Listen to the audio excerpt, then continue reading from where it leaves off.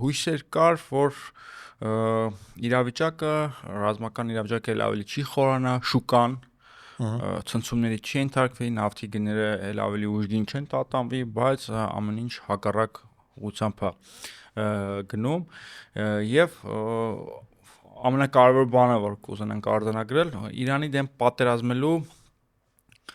նոր ճակերտների մեջ իհարկե նոր գործիքակազմ են Իսրայելը եւ Միացյալ Նահանգները առաջ մղում, որն է Իրանի կազմաքանդման ծրագիրը, այսինքն օգտագործելով քրդական գործոնը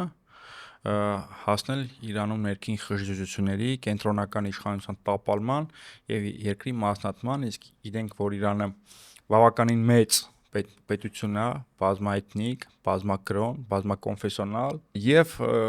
կենտրոնական իշխանության վերահսկողության անկման պարագայում այստեղ կարող են լուրջ սեպարատիստական շարժումներ ի հայտ գալ, որոնք իրականում կան եւ հանգեցնել երկրի ծվեն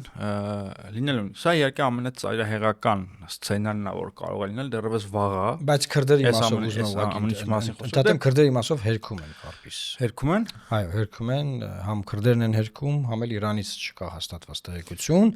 բայց ոչ մեկ չի կարող հերքել, որ քանի որ լուրը դրվել է ամերիկյան կողմից շրջանառության մեջ